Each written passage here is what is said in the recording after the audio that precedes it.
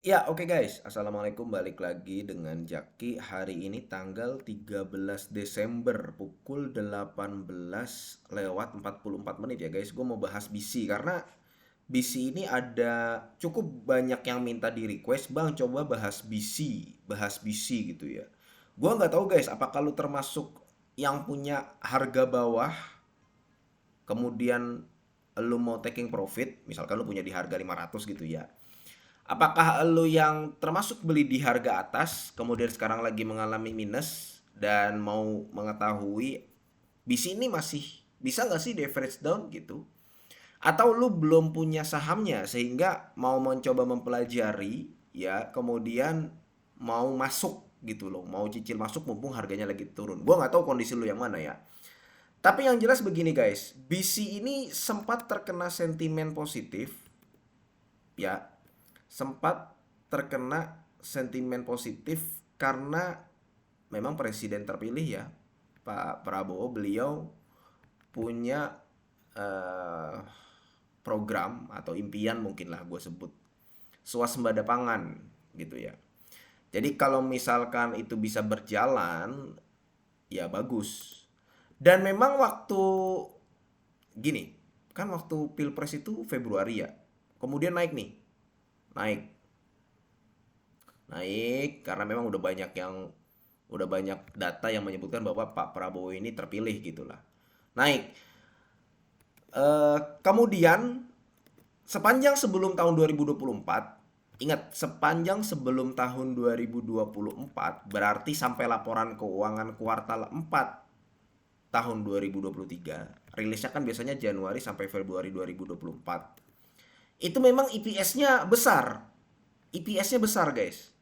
Sehingga memang sudah ada swasembada pangan ya, program salah satu program Pak Prabowo. Kemudian EPS di kuartal 4 sepanjang tahun 2023 yang rilis di Januari, Februari atau Maret 2024, BC ini kinerjanya bagus.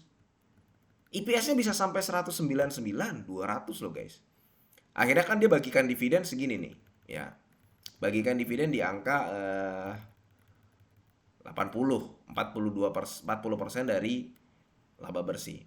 Dan memang BC ini dia kan masih satu pengendali dengan Caron Pokpan. Yang punya BC ini pemegang sahamnya ada banyak BC. Ya, ada yang 6%, ada yang 5%, ada yang 30% dan sebagainya ya. Ini nih.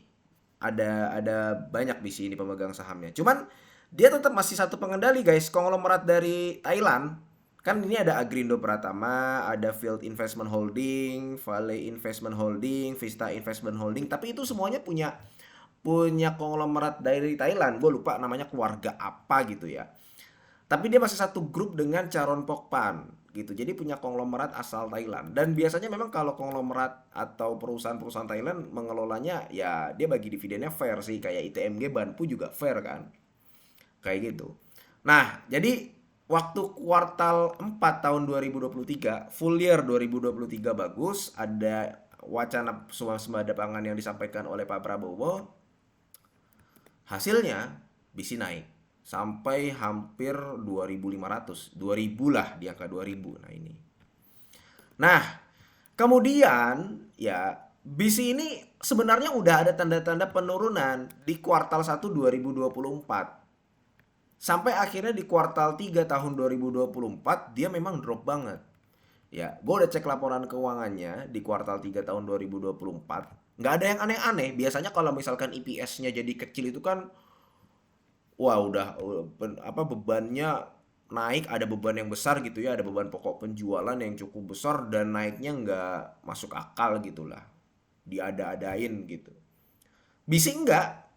Jadi memang memang murni kalau setelah gue lihat ya, di sini penjualannya turun.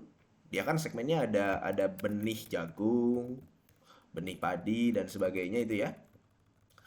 eh jadi memang murni. Nah ini nih, benih jagung, benih padi, benih sayuran, pestisida. Jadi memang dia paling gede itu di pestisida guys. Pestisida, kemudian ada di benih jagung sama benih sayuran. Nah murni, CBC ini ada penurunan penjualan. Jadi nggak ada yang aneh dengan laporan keuangannya. Bebannya gue lihat juga normal-normal aja. Cuman memang Kalau dibandingkan dari kuartal 3 tahun 2023 itu penurunannya bisa lebih dari 20%. Yang tadinya 1,4 triliun jadi 1 triliun doang.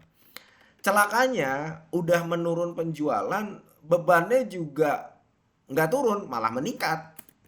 Jadi ya dia dapat 300, tapi beban pokok penjualannya meningkat. Ingat, waktu tahun 2024 kuartal 1, dia bisa melakukan penjualan itu di angka 266 miliar dengan beban pokok penjualan 125 miliar. Tahun 2024 kuartal 3, dia cuma naik sedikit 300 miliar, tapi beban pokok penjualannya itu lebih dari 50%. Kalau ini kan kurang dari 50% di kuartal 1 2024. Ini lebih dari 50%. Ya, lebih dari 50%. Hasilnya turun ke bawah, laba bersihnya cuma 9 miliar cuman di kuartal 3 2024 itu cuma 9 miliar. Khusus di kuartal 3 2024. Yang biasanya bisa 40 miliar bahkan naik ke 75 miliar jadi 9 miliar doang. Nah, faktornya apa? Ada yang menyebutkan memang ada kompetitor. Kemudian ada yang menyebutkan bahwa kalau dari manajemen memang ada faktor cuaca. Sehingga menyulitkan petani. Dan memang kalau kita lihat datanya guys ya, BC ini punya piutang usaha di angka 637 miliar. 637 miliar kalau kita lihat di catatan laporan keuangannya ini ya, berdasarkan, nah ini cukup gede guys. Umur piutang yang kurang dari 31 hari ada 106 miliar. Tapi yang lebih dari 180 hari itu ada 377 miliar. Ya. Kemudian ya persediaan dia itu gede guys. Selisih 400 miliar dibanding kuartal 3 2023. Kuartal 3 2023 itu ada 857 miliar. Persediaan dia saat ini ada 1,2 triliun yang terdiri dari ya bahan yang sedang diproses, benih jagung, benih padi, pestisida dan lain-lain. Jadi piutangnya besar, apalagi yang lebih dari 180 hari, persediaannya gede, ya udah. Hal ini mengkonfirmasi bahwa penjualan dari BC ini roboh. Jadi kalau dilihat dari potensi dividennya kan juga belum menarik karena dia punya kebiasaan membagikan dividen di angka 40 persenan. Andai membagikan dividen 50% aja ya dari EPS, ya masih belum menarik juga. Jadi kalau gue lihat BC ini ya akan sideways aja, belum akan naik, bahkan bisa berpotensi turun karena EPS dia di kuartal 3 baru 42. Terkecuali nanti di kuartal 4 atau kuartal 1 labanya naik, EPS-nya jadi bagus. Tapi untuk saat ini sepertinya belum karena dia lagi turun nih. Tadinya di angka 199, sekarang sampai kuartal 3 aja baru kantongin 42. 42 dengan potensi dividen yang dibagikan 50% dividen payout ratio aja, ya katakanlah dia dapat 60. Ya ini nggak menarik banget kalau dari sisi dividen.